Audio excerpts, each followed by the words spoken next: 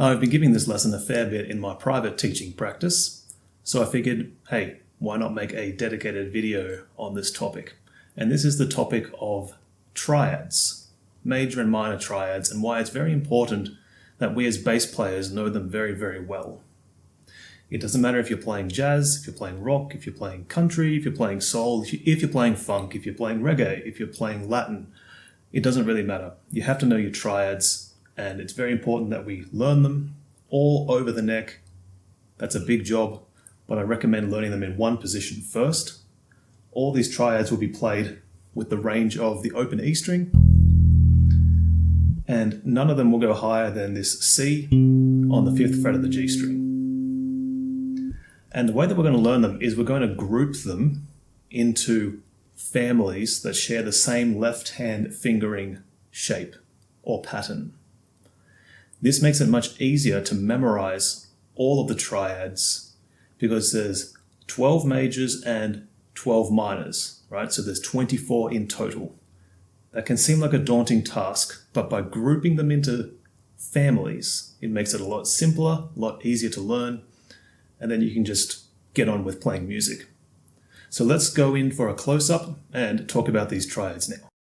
So the way that we can play these triads using the same left-hand fingering pattern is by playing them in the circle of fourths. Now the bass is built on fourths, so if we play them in the circle of fourths, they're going to share the same left-hand pattern. So the first thing we're going to do is not play any triads actually, but start with the root motion. What I want you to do is head over to my Patreon page and download this backing track. It's completely free, you won't be charged a cent. Just go and download this iReal Pro backing track and you can practice these along with me. Okay, so the first exercise we'll do is start with the root motion.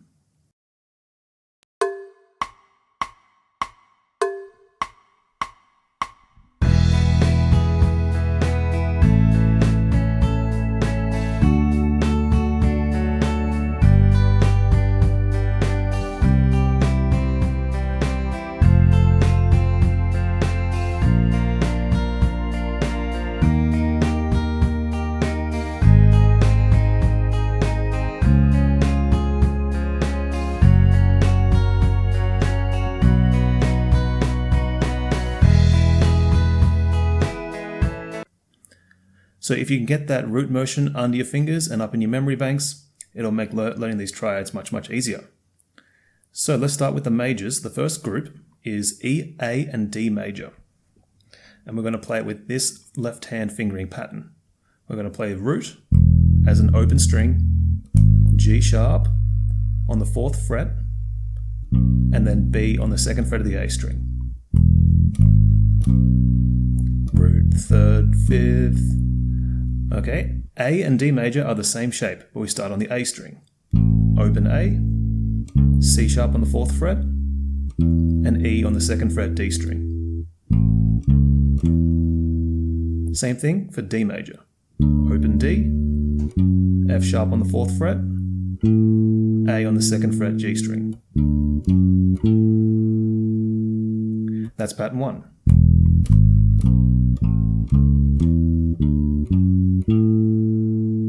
Moving on to pattern 2, G and C. We're going to start with middle finger. You could also do pinky finger if you'd like. On G, 3rd fret E string, 2nd fret A string for B, the 3rd, and then open D string. C major, same shape. 3rd fret A string, 2nd fret D string, open G string. Pattern 3 is F major, B flat major, and E flat major. So we're going to start with F major, 1st fret E string, open A string for the 3rd, and 3rd fret A string for the 5th. Same thing for B flat, and same thing for E flat.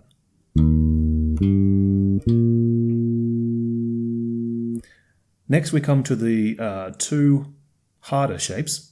Pattern 4, we're doing A flat and D flat. We're going to play the A flat on the 4th fret of the E string, C on the 3rd fret of the A string, and E flat on the 1st fret of the D string. a couple ways that you could play this. Pinky, ring, first. If that's too difficult, maybe your hands aren't large enough to do that, you could do, you could do pinky, middle, and then shift and play E flat with the first finger. That's also fine. D flat, same shape. And pattern 5, last pattern. This is probably the pattern that you first learned when you first learned to play the bass guitar. This is the universal pattern for all major triads, and it's this shape. 2nd fret, E string, G flat. 1st fret, A string, B flat. And 4th fret, A string, D flat. Same thing for B major. B, D sharp, F sharp. 2nd fret, and then D string, 1st fret, 4th fret. Now for this, we're going to play it with the same pattern. We'll play 2 root notes, and then the 3rd and then the 5th for each chord. And move it around the cycle until we get back to E. So that will sound like this with the backing track.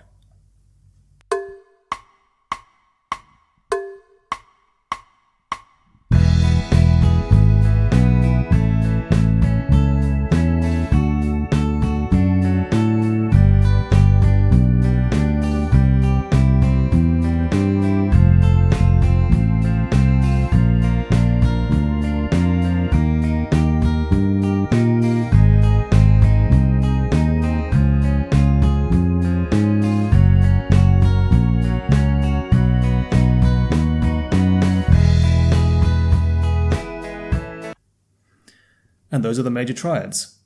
Moving on to the minor triads now. Same root motion. The only difference now is, of course, we're going to lower the 3rd degree from major 3rd to a minor 3rd. So the fingering pattern for the first group, E, A, and D, will be like this. Open string, 3rd fret, E string, 2nd fret, A string. Same thing for A. These are so easy. Don't have to move your left hand at all, just play the shape. Next, pattern 2, G minor and C minor. 1st fret, A string for the minor 3rd, and open D. Notice we only change the 3rd. The other 2 notes stay the same as the major triads. C minor, same thing. Next group, F minor, B flat minor, and E flat minor. This group was easy in the majors because we had that open string. Now it's a bit more difficult. We've got to play the 3rd on the 4th fret A string, 4th fret E string rather. So roots, and we've got that little shift there. You can play it 1 finger per fret like that if you want. Or you can do a little shift and play pinky in the middle like that. That's more of an upright bass technique. Alright, last pattern. Once again, pattern 4 is hard. Pattern 4 is hard in both majors and minors. So this is pattern 4. 2nd fret A string for the 3rd and 1st fret. And C sharp minor, same shape. Now, pattern 5 was slightly difficult in the majors. Now it's actually quite easy in the minors. Root, and now we can do open string, open A for the 3rd, and then 5th. F sharp minor, and again, same thing for B minor. And then we get back to the start again. So let's play these minor triads with the backing track now.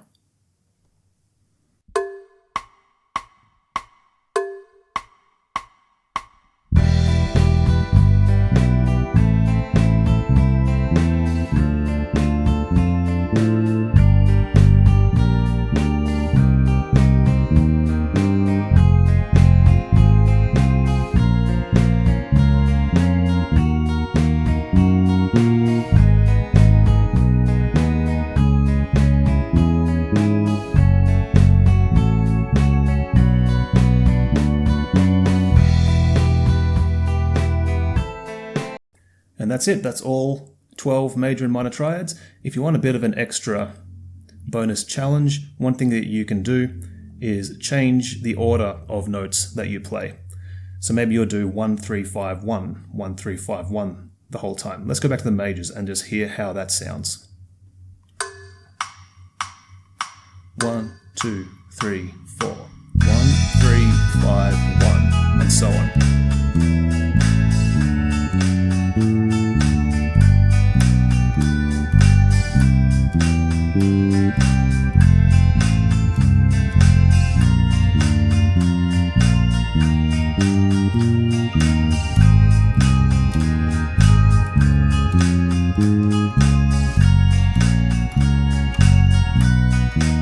Maybe you'll do 1, 5, 3, 5, like this. 1, 5, 3, 5. 1, 5, 3, 5.